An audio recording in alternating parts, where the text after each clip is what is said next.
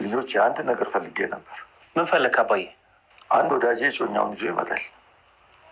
ለዛም ጥሩ ምግብ እንሰሩ ነበር እኮ። ታዲያ ከውጭ ታዛ?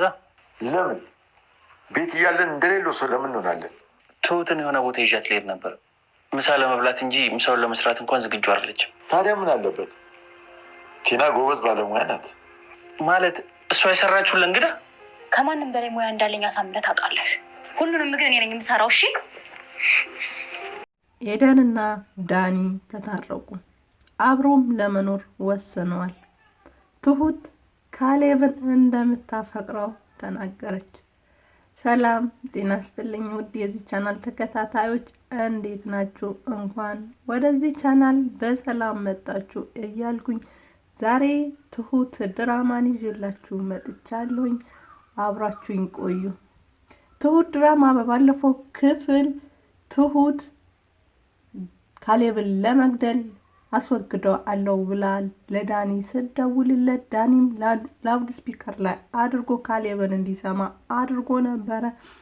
ካሌብም አስቀድሞ እንግዲህ መሳሪያ አዘጋጅቶ ጠብቋት ነበረና መሳሪያ ደቅኖባት ነበረ ድራማው ያለቀው። እና በዛሬን ክፍልም እንግዲህ አንቺ ከማጥፋትሽ በፊት ሁላችንም ከመጨረስሽ በፊት እኔ ልጨርስሽ ይገባል ብሎ እንግዲህ ሊገላት ግንባሯ ላይ መሳሪያ ደቅኖ ሲጠብቃት አባባ ሳይታሰቡ መጡና አንተ ሳትኖር አግተው ይሄን ያክል ስቃይ አድርሰውብኛል።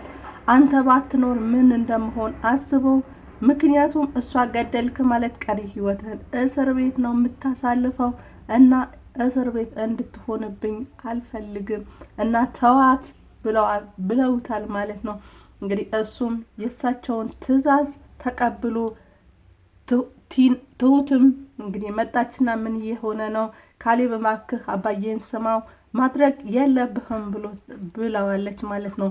እሱም እንግዲህ እነሱ የሚሉትን ነገር ሰምቶ ከዚህ በኋላ እኛን ሳታጠፋ አትሄድም እቺ ልጅ እና ላጥፋት ብሎ ሲል አባባ መክረውታል።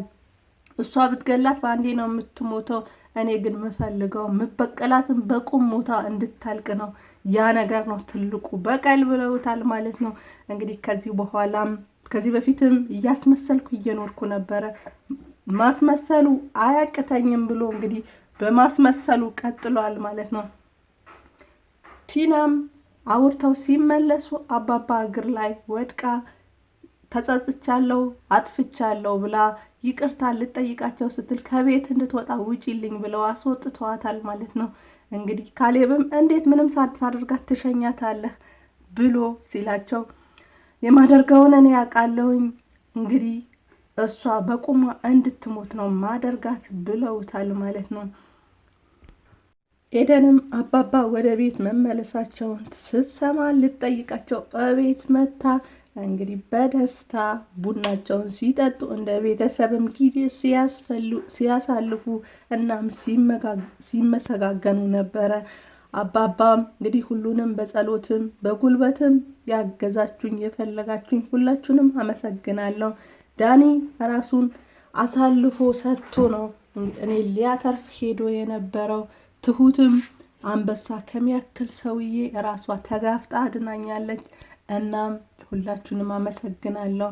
ልጄ አንድ ነበረ አሁን ግን ሁለት ሆናችኋል ብለው ትሁትንም እንደ ልጃቸው ከልጃቸው ጋር ቆጥረው ሁለት ልጅ እንዳላቸው ተናግረዋል ማለት ነው።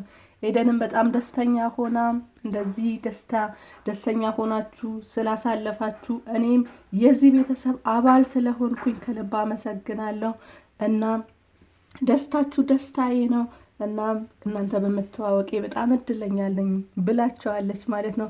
ካሌብንም ትሁት ይሄ የሚገባሽ አይደለም፣ አንቺ በጣም ጥሩ ሰው ነሽ፣ ለአባዬ ብቻ አይደለም ለኔም ትልቅ መሰረት የጣልሽብኝ እና ማንነቴን ያነስሽኝ የዛሬ ማንነቴ እንዲታነጽ ያደረግሽኝ ሰው ነሽ ብለዋት ነበረና አባባ ብቻ አይደለም እኔንም ያነስሽኝ እና የአሁን ማንነቴ በዚህ መልኩ እንዲሆን ያደረግሽኝ ሰው ነሽ እና ላንቺ ባይመጥንሽም ብሎ ስጦታ ሰጥቷታል ማለት ነው። እንግዲህ ሰዓት ሰጥቷት ተቃቅፈው ሲቆዩ ኤደን ትቆያላችሁ ወይ ብላ እንግዲህ ሙደን ይዛባቸዋለች ማለት ነው። አባባም እንግዲህ ለትሁት የሚገባት ይሄ አይደለም፣ የሚገባትን እኔ ያውቃለሁ ብሏል ማለት ነው። ማለት ካሌብ ትሁትን ቢያገባ ከማንም በላይ አባባ ደስተኛ ይሆናሉ።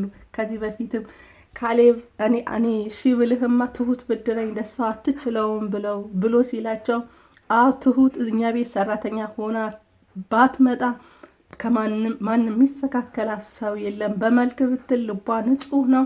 እናም ደግሞ አስተዋይ ሴት ናት ብለውት ነበረና ለእሷ የሚገባት ይሄን አይደለም ብሏል ማለት ነው። እንግዲህ ልጇቸውን ሊሸልሟት ነው ማለት ነው።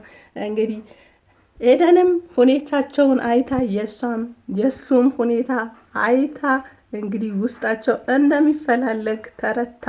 እሷም ሳቱ ተቀብላ ሮጣ ስትወጣ ተከትላ ትወጣለች ማለት ነው።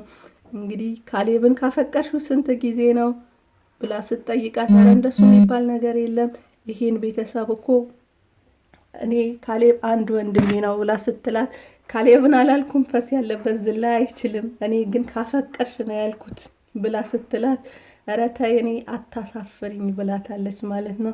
እና ምትወጂ ሰው የለም ወይ ወደሽ ሳታቂም ወይ ብላ ስትላት አይ ወድጄ አውቃለሁ፣ ግን ከወደድኩት ሰው ጋር ምንም አይነት ጊዜ አሳልፌ አላቅም ብላ ስትላት እንግዲህ ነገርየው ከነ ክብሩ ነው ወይ ያለው ብላ ሹፋባታለች ማለት ነው።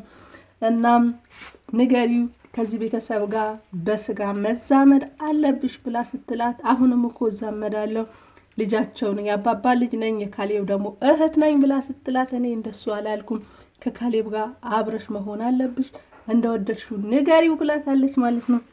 እሷም አፍራ ረተያታስ አታሳፍሪኝ ብላታለች። እንግዲህ ዳኒም ቆይቶ አባባ ጋር ሲመጣ ቤተሰቤ ሙሉ ሆኖ እንድተርፍም አድርገኸኝ እንዴት አንተ ትጠፋለህ ብሎ ሲሉት እንግዲህ ጨካኞቹ መጥፎቹ በራሳቸው ጊዜ ጠፍተዋል።